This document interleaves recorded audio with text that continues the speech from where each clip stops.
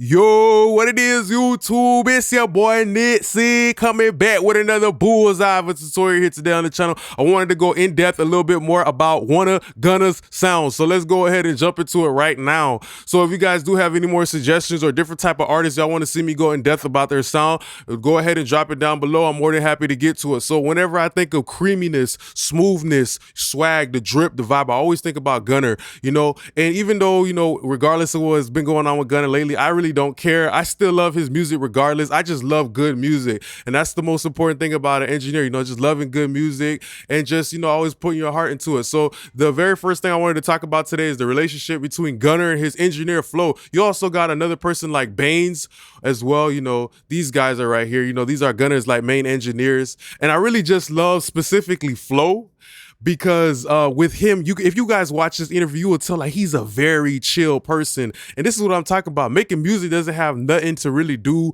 with the equipment, the plugins. It really has something mostly to do with the heart and the people who making this music. Because, you know, when you always think of chill, you think of Gunna's music. But if you watch the interview with this and his engineer Flo, you're like, damn, like even his engineer is chill. But then it started to make my head run a little bit like, man, you know, like, that he's the reason why Gunna's music is chill too. Like literally the personality of the people is legit inside of the music. So that's what you got to understand too. Like with the making music, like men lie, women lie, but the music does not lie, because Gunna, he's a chill person and his engineer is also chill as well. So that's why his music sounds so smooth and so drippy like that, because literally the people who are working on it, they put in their heart into the game so that somebody else maybe who doesn't know them in real life, they can still feel that same feeling. So with, you know, those tools as well, we got to use stuff that enables Gunna to be his best self. And I know that if you watch that interview with Flo, he also talks about how he likes to use the emulation of the Telefunken 251. So the Telefunken 251 is a pretty interesting microphone because it has that tube inside of it, and we all know that the tubes have a way of just giving a little bit of that smoothness. So this one also comes with like an external preamp and everything like that, because usually those tubes, they need a lot of power to start to get warm. You know, when a tube is warm, it has this way of having this brightness that you know, it kind of has like a soft type of saturation curve to it. So like the vocals are really bright. That's how people in the mainstream, they're able to get such bright vocals without being harsh, because the microphone is giving them that. You know, the picture that they're taking is very clear, but it's very smooth as well. So I like something like the 251 as well, because it has like a little bit of activity as well, kind of like in the low end as well. If you ever look at the frequency response, you know, there's kind of like a little bit of activity, like a little boost and cut type of thing going on in the low mid. So it also helps give that body as well. So that's how people just get some really clean vocals. It's also the materials that they're using. But if you can't afford this $10,000 microphone, I'm going to show you guys how I have a free preset here. If you have a UAD, you know, Sphere and Apollo Twin as well, you can use. So let's go over this as well. So usually the compressor with somebody like Gunna, you know, is usually the CL1B. It's so crazy, you know, the engineer who is Baines, he was also talking about in that interview how he used to be carrying around the CL1B everywhere they go, because that's what making music is about. It's about the vibe. He be having to carry the CL1B around because how Young Thug, Gunna record, they catch a vibe. It's all about the feelings. It's all about the life perspective. You take the life and you put that bit in the music. So that's why he carried the CL1B around, kind of like how a photographer always carry the camera around, always looking for that perfect shot. Whenever they in there ready to catch a vibe, they ready to put their feelings about how they feel about something, money, cars, whatever, the CL1B is ready, bam, he's recording them there, you know. So that's what it is, you know. And the reason why the CL1B is just so incredible, you know, it's also more of that tubes. It's also contributing to why Gunna's music is so smooth. So if you got a certain sound that you're going for, where you got to think about the plugins that you're using and the components inside of that, because it's all about the language of the tools, right? So tubes will make it talk to you smooth and dripping with water,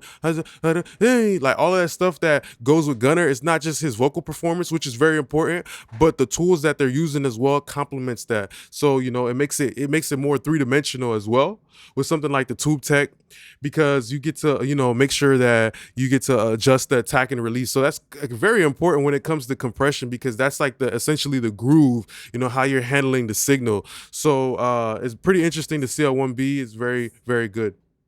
All right, and the last thing that I wanted to talk about is just the preamp. Now, they don't use the hardware version of this, but they do use the plug-in version of this, which is the Telefunken V76. That's also known for being very creamy, very rich, and it came from Germany. So Telefunken, Neumann, those are German companies, and during the war times, they needed to power up that microphone, so they would use something like a V76 to give some of that gain to that tube that's very hungry for that power. Okay, so then let's go over here and let's look at our actual tracking template. So in a situation like this, what I would actually do is I would either use the 251 to get that Gunner sound. You could also use the C800 as well. Or the great thing about the UAD spheres, you can also blend the microphone. So let's say you wanted that creaminess, but you still wanted a little bit of that mainstream brightness. Well, you can go between both of those microphones and blend them in a little bit like this. So that's the beautiful thing about something like a sphere. You can have it like to where you have all of the C800 and maybe it's like 10% of it or whatever type of blend. So I think the sphere is no microphone I can feel like is better for it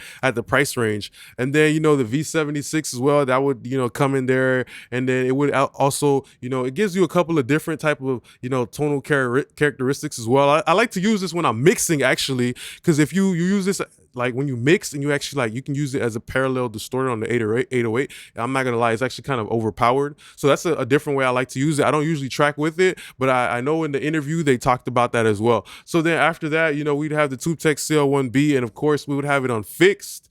You can go in with manual if you want to dial it in a little bit more, but this one is pretty just incredible because you also have the sidechain filters and all that stuff like that. It just really produces a very clean but controlled sound. So that's the good thing about something like a CL1B, you know what I mean? You have the ability to go in there and dial it in a little bit more to your liking. Every song is different with a different flow, with a different tempo. So that's why, something like the TubeTech covers a lot of good ground. And then after that, we got something like Gunner's Auotune, and the Auotune is so important. That's what Flo talks about as well. He understands the vibe is so important. The vibe is number one. And the main thing about the vibe is that's really just how you socially engage with people. Nobody really talks about that. They just say, oh, if I got all the plugins and all the equipment, that's going to make me a great engineer. But that's not the truth, because if nobody likes to be around you, nobody likes to work with you, you're just going to get horrible recordings. I'm telling you, because I've seen this so many times in the studio where it's like late night, we just having so much fun. And then towards the end, we're like, damn, that song really sounds good. And then I realized that it has nothing to really do with too much focusing too hard on the music. It's just like you got to take the feeling of the room, the energy, and put it into the music. Anybody who really does this music stuff, who really engineers, who really works in the studio, they know what I'm talking about. It just so happens that we're making music, but the real thing is actually catching the vibe, hanging out, having fun in the studio, good energy, good positive vibes and everything like that. That's the type of stuff that you just got to capture, and then somebody else can also hear it, and they can feel that energy as well. So music is just the medium for energy, love, sadness, whatever feeling it is for it to travel into. And that's the thing about Gunner. When you listen to his music, it just makes you want to be like, yeah, you just vibing, you chilling like that. So that's pretty much everything that I have for the video here today. I'm also going to drop the link down below for the UAD console preset if you guys want to get it. So I just want to say thanks a lot for being a great part of my YouTube family. Don't forget to like, comment, and subscribe. Peace.